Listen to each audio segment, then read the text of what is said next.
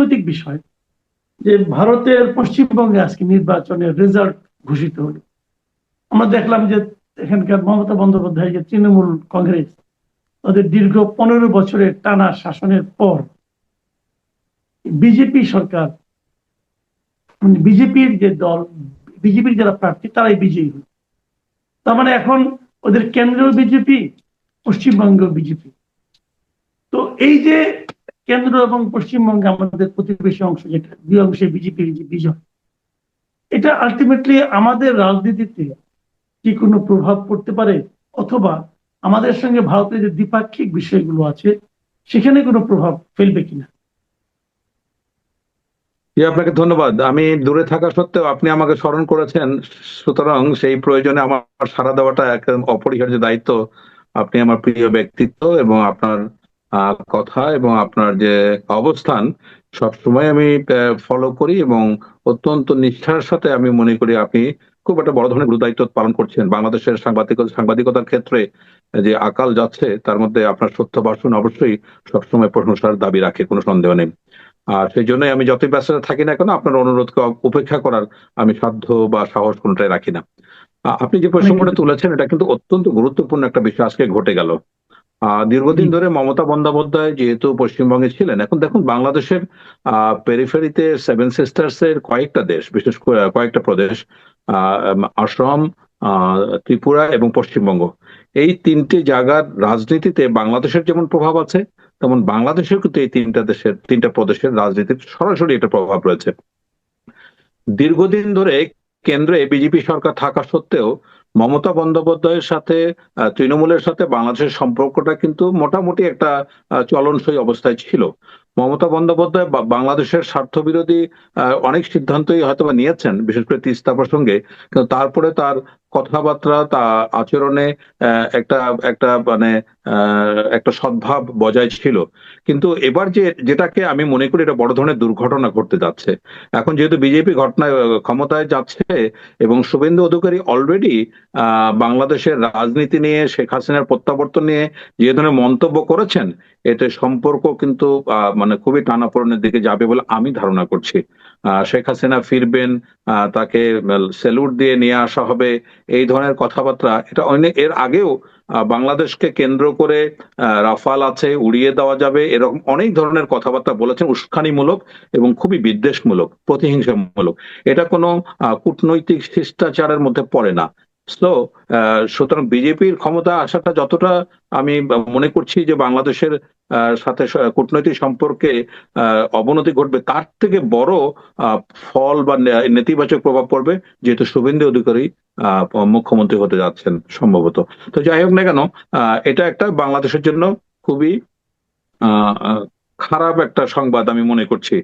দীর্ঘদিনের যে অচলায়তন, গত 1.5-2 বছর ভারতের সাথে যে কূটনৈতিক অচলায়তনটা চলেছে, এটা এমন অবস্থায় গেছে যে একেবারে সব দিক থেকে সমস্ত কূটনৈতিক সম্পর্ক একদম দরজাগুলি একটার পর একটা বন্ধ হয়ে গেছে। তো সেখানে এই গত 2-2.5 মাস পূর্বে যে আমাদের নির্বাচনটা হলো, তারপরে সম্পর্ক স্বাভাবিকীকরণের একটা প্রক্রিয়া চলছে। তো এখানে একটা বড় ধরনের একটা হোঁচট খাবে বলে আমি মনে করছি। তবে আমার মনে হয় যে কূটনীতির ক্ষেত্রে, রাষ্ট্রীয় সম্পর্কের ক্ষেত্রে অত্যন্ত সংবেদনশীল বিষয়ে মন্তব্য করার ব্যাপারে আমার মনে হয় উভয় পক্ষকে একটু সংযত থাকলে এটা উভয় দেশের জন্য ভালো হবে বলে আমি মনে করছি। এখানে একটা জিনিস আপনি নিজেও একটু ইঙ্গিত দিয়েছেন, সেটা হলো যে আমাদের সঙ্গে ভারতের যে অমীমাংসিত বিষয়গুলো, তার মধ্যে একটা অত্যন্ত গুরুত্বপূর্ণ বিষয় হলো তিস্তার পানি চুক্তি।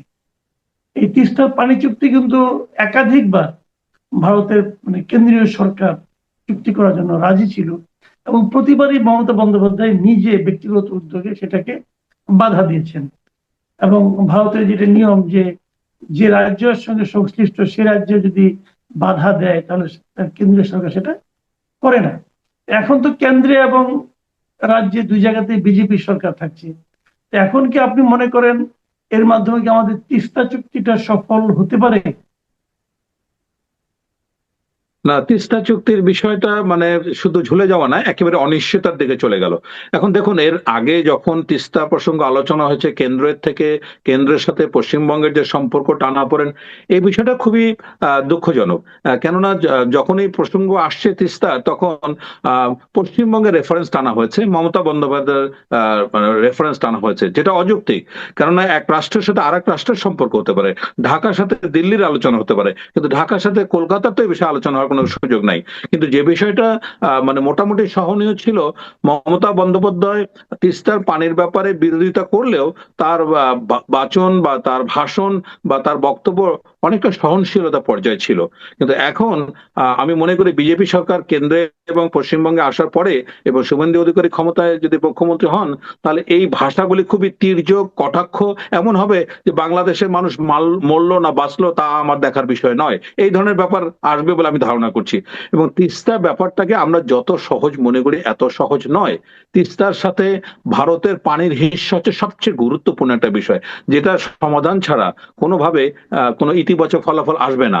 এখন আমরা শুনতে পাচ্ছি যে তিস্তা মহাপরিকল্পনা নিয়ে গত সংসদেও সরকার এবং বিরোধী দল সবাই খুব আবেগী বক্তব্য দিচ্ছেন, কিন্তু বিষয়টা অত্যন্ত জটিল, এত সহজ নয়। এটা একটা বড় প্রজেক্ট, একটা মেগা প্রজেক্ট, এবং এখানে চীনের সহযোগিতা প্রয়োজন আছে, এখানে ভারতের নীতিগতভাবে ন্যায্য পানির হিস্যার ব্যাপারটা আছে, তারপরে একটা মহাপরিকল্পনা, তো অনেক কিছু এর সাথে জড়িত।